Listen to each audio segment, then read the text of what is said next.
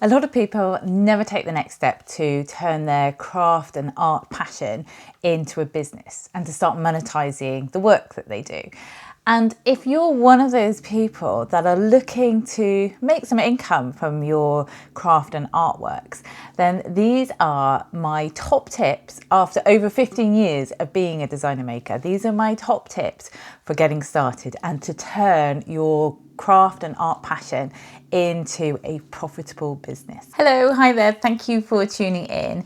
Today I want to talk to you all about something that I'm really passionate about, and that is turning your handmade art and crafts and your creative passion into a thriving business, into a business that is going to bring not only you an income, but also give you the lifestyle that you want for your future. So my name's Sarah, in case we haven't met before. This channel is a place where I share tutorials and tips about growing a thriving business from your handmade craft or your art. It's also where I take you behind the scenes a little bit of my own handmade business. I'm a fine jewellery designer maker. I have been for over 15 years now. But I really like the business side, and I'm really passionate about helping other creators, other crafters to start to grow their business. I know when I was first starting, there are so many questions we have. You love doing your work, you love doing your art and your craft, and you know there's a little bit inside you that maybe wants to build it into a business, but you just don't know where to start. I love telling people about all the things that I've learned along my journey as a maker. And so that's what this channel is all about. And there's a little bit of behind the scenes from my own workbench as well. So do check out some of the other videos and subscribe so you can keep up to date with everything that I'm doing. But what I want to talk to you today about is my top tips for turning your craft passion, your creative passion, your art passion into a business. And the top tips that I want to share with you of how to get started. So if you already have your craft business already, then some of these tips may be things that you haven't thought about for a while. So do keep listening. When I was putting this all together, I realized that there's an awful lot of top tips. So I've broken it down into 3 parts. So there's this episode today, and then there'll be 2 further episodes with all the other hints and tips that I have just for starting out. And things that I think will be really useful for you as you make the decision to grow your business. So when you're thinking about moving from hobby into business, it can be one of the most joyous things you do. It can be really challenging, but it can also be really fulfilling as well.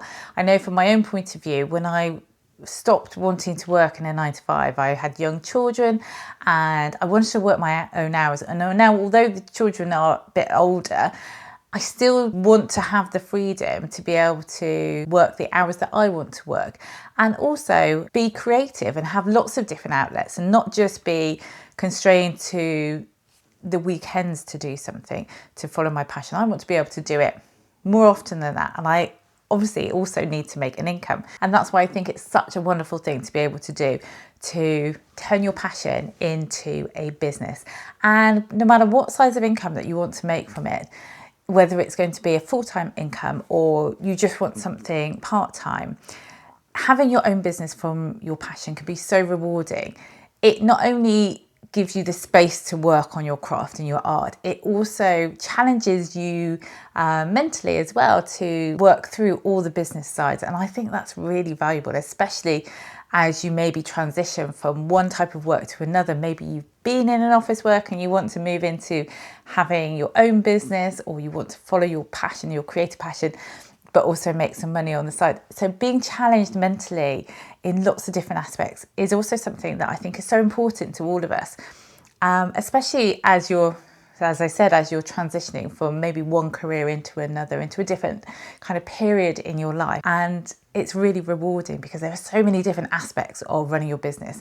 And if you can couple that with having your craft passion as well, that's wonderful, that's priceless, and I love it. It's going to take a lot of time to build up your business, but there's fun in that as well. And if you can make sure that you work through the different steps slowly and appreciate that it's going to take a bit of time to grow your business, you will find it really rewarding. The first step that I want you to take, that I want you to really think about, is and it might sound a bit obvious, but bear with me, is to really decide what type of business you want. Is it something that you want to take full time and it's going to now be the one thing that you're going to make income from? Or is it something that you want to do maybe in the weekends, do it part-time, to be like a side hustle to something else that maybe will eventually develop into a full-time income? So really think about how you want your business to work. Are you going to be wanting to sell at craft fairs and shows at the weekends? Do you have the opportunity to do those kind of things? Not everyone is able to commit to weekends to selling at craft fairs for various reasons. I know for myself, I don't sell at craft fairs and shows very much anymore because of my family life. But maybe you want to sell just into shops and sell wholesale, sell your work directly into galleries and stores. So think about how you want your business to work. Just from the outset, what is it that what would be the ideal way for your business to work? And what time can you commit to it? There's no wrong or right answer here. It's really about just deciding how you want your business to work, because then it gives you focus as you move forward.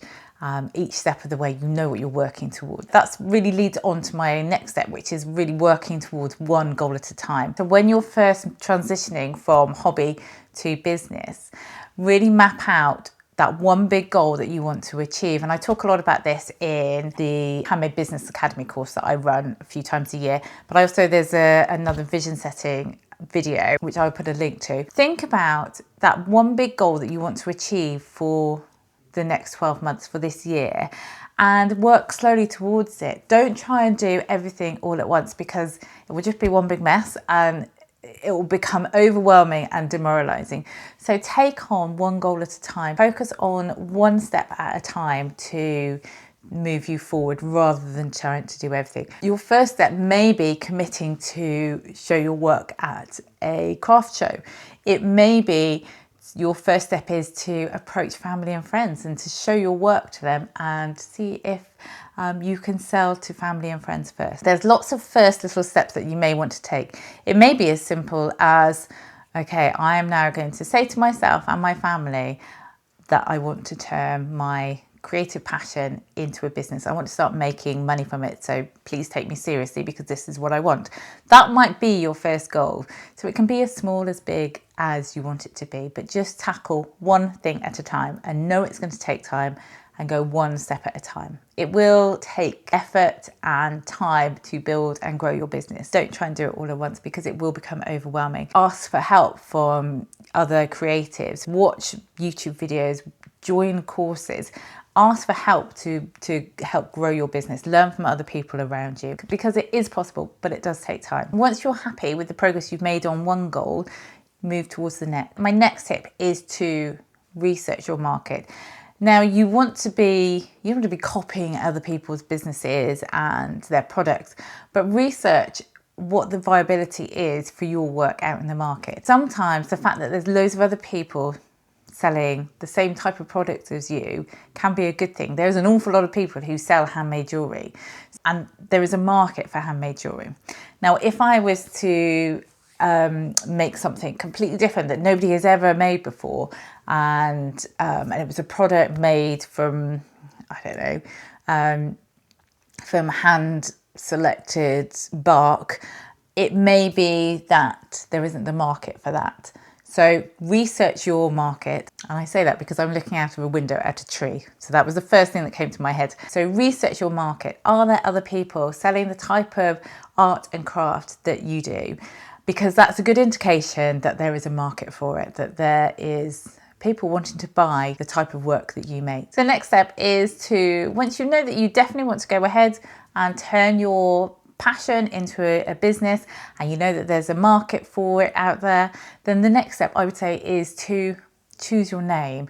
It may be your own name, which makes it very easy. You can just choose your name. But sometimes if you have a common name like Sarah, that may already be taken in some shape or form. Do a bit of research to decide on a name that feels comfortable for you and also represents the type of work that you do. As I said, it could just be your own name, which many crafters and makers and artists use, which is great. But if you do want to choose a different name, now is the time to do it. Choosing your name at this early stage will really help as you do branding and marketing for your business, as you create social media accounts, as you maybe look to do your own website or set up a page on one of the craft marketplaces like Etsy or Folksy. And also as you're registering yourself as self-employed. Sometimes when you're choosing a name, it can seem like it takes forever, and sometimes it really does take forever. And you can change it further down the line, but it is harder. So if you can come up with a name that you're happy with now, it does really help. From my own experience, my business name has changed twice since I started my business. I used to be Sarah Kavanagh Jewellery. And then I decided I don't necessarily like putting myself out there so much, and having people judge my work and see my work it didn't feel quite so comfortable. I felt more free to be whatever I wanted to be without my name attached to it. So I then changed my business name to Audrey Claude Jewellery. I changed the type of work I did a little bit as well. I became more fine jewellery. It's still connected to me. My children are Audrey and Claude, so it still made absolute sense. It wasn't some spurious name that I plucked from nowhere. But take time to choose your name. But on the flip side of that, don't take too much time. You want to move forward. You want to take action. So give yourself a set period of time, whether that's in the next week, to choose your name. So once you come up with your name, then check that the domain is available. So whether that's a .com or .co.uk or .co, whatever it might be, as the ending, check that your name is available. Or if some version of it is available, maybe it won't be the full name as your domain name, but it might be something very similar. And then purchase that domain name so that is done. And there's lots of sites that you can do that from. I'll list a couple below. Now, it may be that you're not going to develop a website straight away, but it means that in the future you have that locked in, and somebody else can't. When you come to then put together your website in the future, you know that you already have the domain name available. So it's a good idea to get that locked in as soon as possible. And once you've made the decision to take your passion and turn your craft and art passion and turn it into a business, the next step is really to try and find a space. Maybe you already have a workspace already, but try and create a dedicated area for your work to live, for you to go and do your work, rather than having to take it out of boxes every time. Is there an area in your home, in a workshop, which you can dedicate to creating your artwork, creating your craft? Now, for jewellery, you don't need a huge amount of space. So actually my work area, and it has been for over 15 years, has been a very small area in our home. Depending on the type of art and craft you don't necessarily need a huge amount of space. But try and create that dedicated space, because it will really help to separate your day-to-day to the business that you're about to start and your working day. It just makes the idea of having a business from your craft more real, to know that you have a dedicated space. This is where I go to work. This is my space for building my business. So it can just really help you to focus on actually having a business. And then the other thing that I like to do, and I really recommend when you're first building your business, is to create a wish list of the tools, the materials, all the things that you would love to have for your business, and put a figure next to them, put a financial and a monetary amount next to it of how much it was going to cost you to have that. Not everything's going to be possible, but it shows you, it just lets you know that as you grow your business, you're going to need an income. And these are the things that you would like to have. And so I always have a little wish list of items, whether it's tools, whether it's materials. Sometimes it's a notebook or new pens or computers, whatever it might be. Have that wish list, a figure next to it, a number, financial amount next to it, however much that item costs, because that's going to really help to show you what you need to start making to be able to afford those items. Some things you may get straight away when you decide to invest in your business.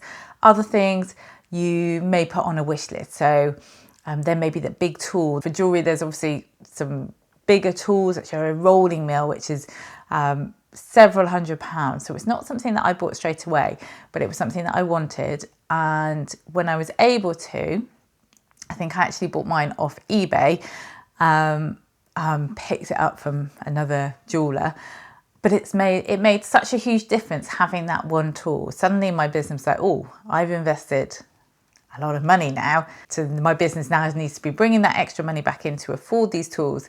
But it did make life a lot easier. I was able to work with different types of material. I also more recently bought a new type of burner, which means I can work with platinum as well as gold. So it's all these little things, and gradually as you grow your business, you'll be able to invest in these tools. But all the way through, I've always invested in training. So whether that was training in how to sell wholesale, which I don't actually do now, but it was something that at the start I wanted to do a bit more of. I would invest in business courses. I would invest in jewellery workshop courses. So as well as the materials and tools and equipment that you might need, also have a wish list of the types of personal investment that you need to do, whether that's learning new skills or in business or in your craft. So that's a good thing to have somewhere at the back of a notebook, back of a journal, your wish list for your business and all the different elements that you would like to bring in and invest in when you get the opportunity to. And you think about your business as this wonderful thing that's going to grow and become part of your life. And I think when you have your own business, it does start to become more of a part of your life than ever having a 9-to-5 did. You may end up working many more hours than you did on your 9-to-5, but it won't always feel the same. It will feel very different because you're working towards something that you're very passionate about and you love, which is your hobby and your craft. So I mentioned it briefly before. Make sure you check out your national, local requirements for registering yourself as self-employed or having a business, so that you're making sure that you're complying with all the various tax regulations in your particular country, in your area. And to get that started from the word go as well, it's usually a very straightforward process, so make sure you get that done straight away as well. And on the same note of making sure that you're complying with any requirements for being self-employed, it's really important from day one to keep a good track of your accounts. Now, I really recommend setting up a separate bank account for your business, for your art, your craft business, if you don't already have one. This just means that any purchases or any income is kept completely separate from your day-to-day personal expenses, which means when it comes to your monthly accounts or your end-of-year tax return, which we all have to do, it's 100 times easier than trying to sift through your personal spending and then your business spending. So do set up your separate bank account for your business as well. There is bookkeeping accounting software out there which is really good. I use one called QuickBooks so for self-employed. It's a monthly subscription, but it connects to your bank account, so everything's done automatically. All the data is inputted automatically, and it makes it so much easier when it comes to completing your tax return. So even if you don't want to invest in bookkeeping software, do create some kind of spreadsheet with an income and expenses on so you can keep a track of it. You can do that in Google Sheets, Excel, and numbers if you're on Apple. So there's lots of ways that you can keep track of your accounts, but just make sure you do it from day one. As your business progresses and expands, there'll be lots of other elements that are also equally as important as you're starting your business and starting your journey from hobby to business for your art and craft. And I'll cover those in the next couple of videos. In particular, the marketing of your work and the branding of your business. And these are all really fun things to do. It's not scary doing the marketing. It shouldn't be something that you think, oh, I'm not a marketing person. It's all a bit sleazy. It's not that. It's just sharing your work with other people and letting them know about the type of things you do and finding your audience. And I will go through all of those points in the next video. So if you see it here, it means it's already been made. If it's not been made yet, then it won't be very long. It'll be in the next week. If you want help building and growing your handmade business, then do go and check out the Handmade Business Academy. I'll pop a link in the show notes below. As I said, I run it 2 or 3 times a year. So if it's not open for registration at the moment, jump onto the wait list and you'll hear all about it when it next opens. So that's it for this video. If you found this useful, do hit subscribe so you'll get notified when the next video in this series is out. And if you want to follow along for more tips and techniques for building and growing your own thriving handmade business. So thank you again for listening, and I will speak to you soon. Bye for now.